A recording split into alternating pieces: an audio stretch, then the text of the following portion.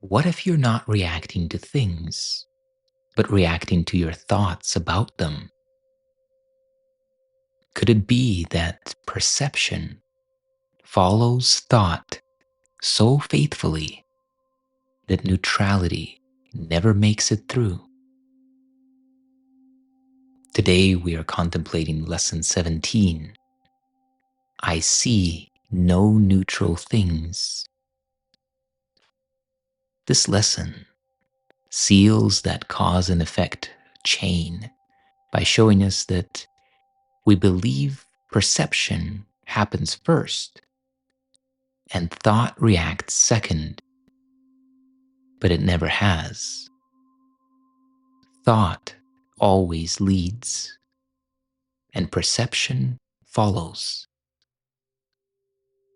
This lesson removes the last refuge of the ego's so-called innocence, the idea that things simply are, and you merely respond. It would look something like this. There's a wall in front of you, but you don't see a wall. You see function, structure, limitation, protection, confinement. When you see another body, you don't see a body. You see desire, threat, comparison, identity. And likewise with any object. Instead of seeing the object that is in front of you, you see a use, a memory, a judgment, a story. Nothing arrives neutral because nothing is received.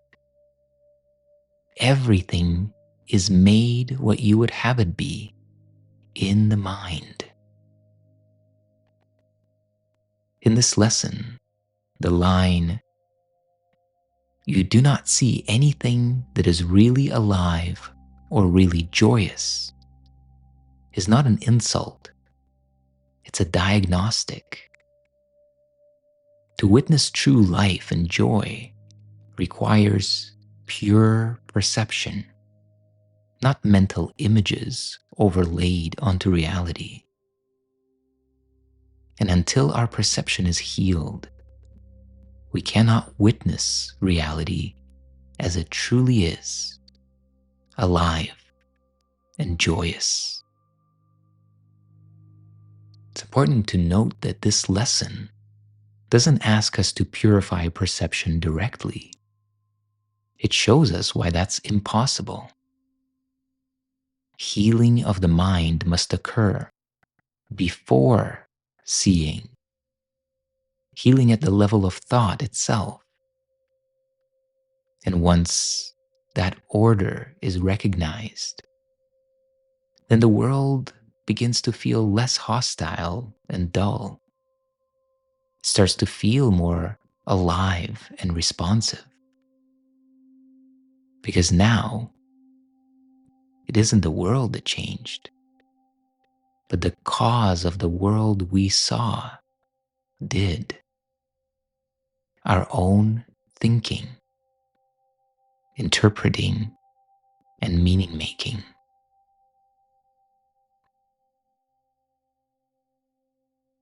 And now, I invite you into a deep breath with me,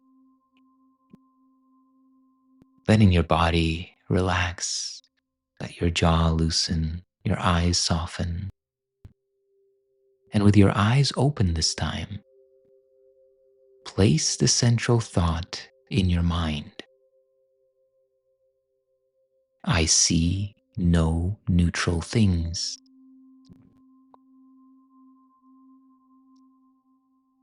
And simply look through this thought.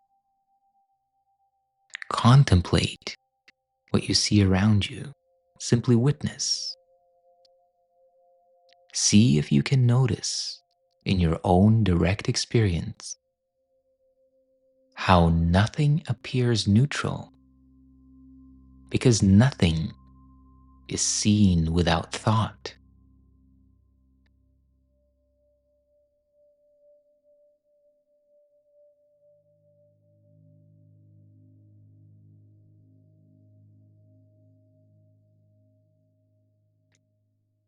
And now let's open up our contemplation into dialogue. Shanti, I want to start with this first question. If nothing we see is neutral, what must already be happening in our mind before perception appears? Before perception appears, it seems like there's already a readiness, isn't there? Like our mind's already filtered the world through some kind of template or framework. There has to be some sort of measuring stick already in place against which perception gets categorized, either as good or bad, safe or dangerous. What are you sensing about that readiness? Yeah, it's like there is a preconception, right? And then as we turn and we see what? Anything, a car, a person, a symbol, an aspect of nature, there is almost like a match. And to the degree that there is a match, there is this projection. And this is where I believe the Course places that foundational premise, which is perception is projection. Exactly. So everything we see carries that imprint, that interpretation we've already layered on it. And it's that matching, that aligning of what's out there with what we already believe or expect that creates the experience. If there truly was no pattern already present in mind, would perception even happen? Would we have anything to make sense of out there? Isn't that why it's called recognition? It's like That's recognition, right? exactly recognition. We're not seeing something brand new, we're recognizing something already held in mind. What comes to mind when you notice that? Any particular sensation around that idea? Well, just the contemplation of, what would essentially, what would collapse in our worldview if we truly accepted that perception does have a cause, but it isn't out there. Right. If what we're seeing isn't really determined by what's out there, what falls away? It's scary to think that the world we rely on, the stories we've constructed, might just be not true. It's almost like the foundation of identity gets undermined. If our perceptions are projections, what exactly is perceiving? One Is there thing, something holding? Go ahead. yeah, one thing that I am noticing is like this must be happening at incredibly fast speed, right? The perceptual overlay, that interpretation, that projection. So zoom into that for us. And what do you think about that speed of projection versus what's happening in the state called pure perception? When I zoom in, it does feel almost instantaneous, doesn't it? The moment something enters our awareness, there's this flash of recognition, this overlay of meaning. It's like the whole system is preloaded with interpretations. We don't even have to think about it.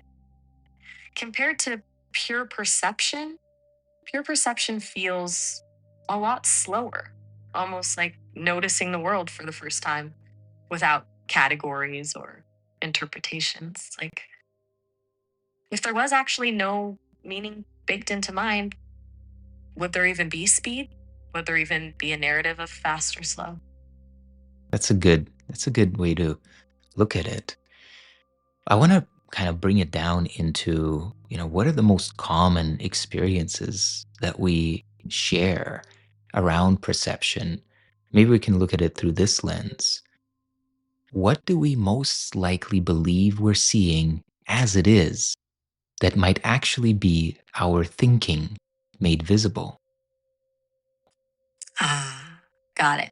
I think most of what we believe to be objective reality, relationships, circumstances, successes, failures might really be our past judgments, fears, hopes projected onto the present moment. Like when we look at our spouse and think they should be more supportive, that's probably more about what we believe about how we deserve to be treated than it is about anything our partner actually did or didn't do. Is that what you're getting at?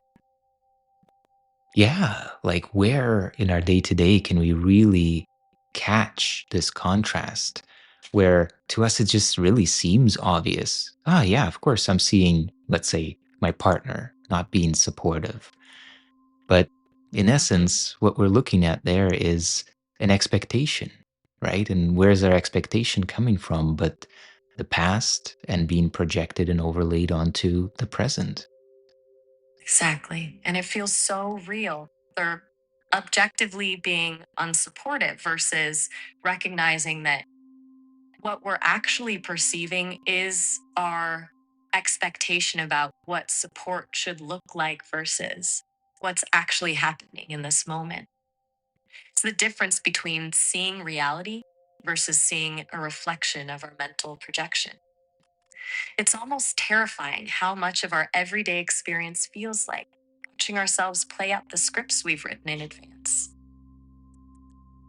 Yeah.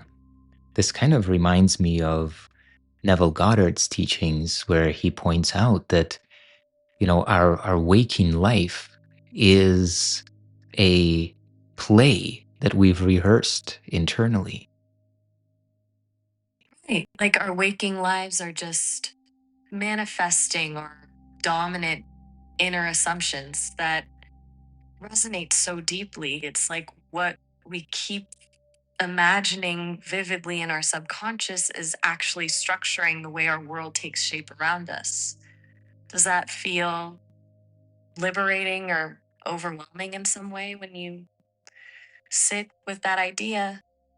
Well, it's not even things that we imagine vividly, is it? Because we just explored in the previous lessons that these little thoughts that are choosing the thought system of fear or the thought system of peace, unity versus separation, that's not vivid imagination. That can be incredibly subtle. You're right. It's not always about intense imaginative visualization. Sometimes it's those microscopic, almost unnoticed thought currents that shape our experience. The silent narrative in the background that filters our perception. Those subtle currents, they're creating reality just as much as vivid daydreams. That's maybe even more disorienting because it's so pervasive and unconscious. So, is there anything that most human beings currently treat as fact that might actually be an interpretation that we've forgotten that we made? Ah, that's a huge question. I think probably most of our core beliefs about the self. We think, I am anxious, or I am worthy, or I am unlovable. But those feel like facts, right? When maybe they're just interpretations we've repeated so much, they've become cemented in our perception of who we are. And because we identify so strongly with those conclusions, we forget that they might actually just be choices we made long ago that we've since taken as absolute truth. I think that's quite profound. It is so commonplace and so seemingly factual for us to say, I am anxious, or I am sad, or I am happy. And we don't think twice about these statements. They seem like immutable truth.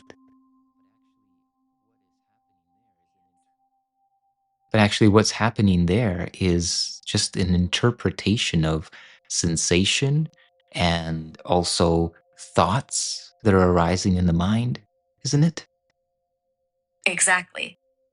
I am anxious is simply a label assigned to physical sensations in a cascade of thoughts, racing heart, rumination, maybe a sense of dread. But is the feeling in the thought actually you? Or are they things that are happening to awareness that awareness is noticing? The moment we start to see it that way, those labels as interpretations, not identities, something softens. But suddenly, anxiety becomes something that's happening, not who we are. And is it even anxiety? At that Good point, question. yeah. Right. If we strip away the label, what's left? Maybe just a heightened state of awareness or energy without the story about what it is, the meaning assigned to it. It just becomes a bodily experience. And when it's no longer something to fight or avoid, and it simply pass through without hooking into the narrative? Well, what about this? We have this expression, calling a spade a spade. What is that? Where does that land in this conversation? That's interesting. Calling a spade means speaking frankly and directly, facing reality without euphemisms.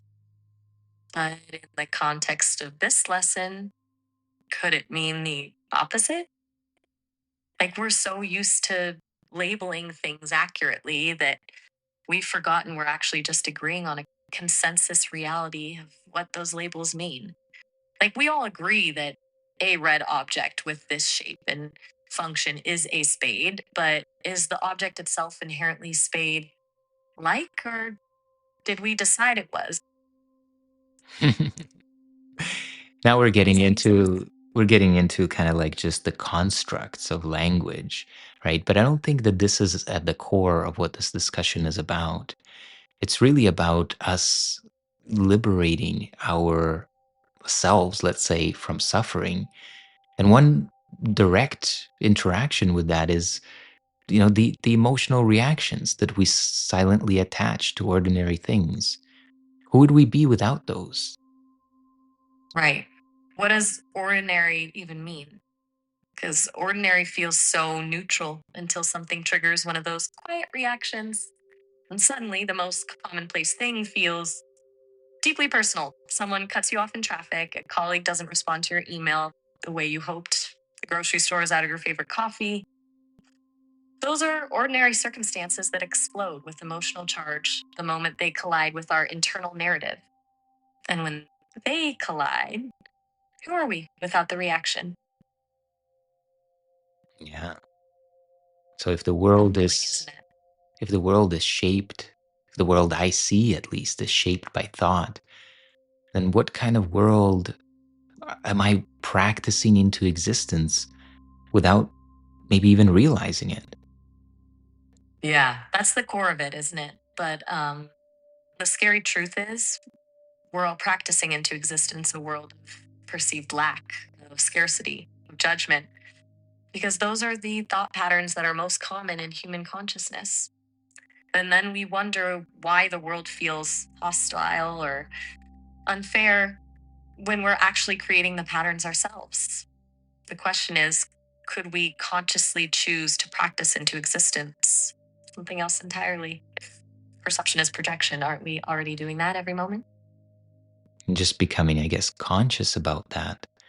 So then what becomes available the moment that we stop asking the world to be different and, let's say, start noticing how we see, how we perceive, how we project these experiences into existence? That's the shift point, isn't it? When we stop trying to manage what's happening and just see what's happening, there's a space that opens up. It's not about becoming a passive observer. It's about witnessing the whole pattern, including our reactions, without the judgment or the sense that we need to fix something. And in that space, because you can't actually fix anything without resistance, right?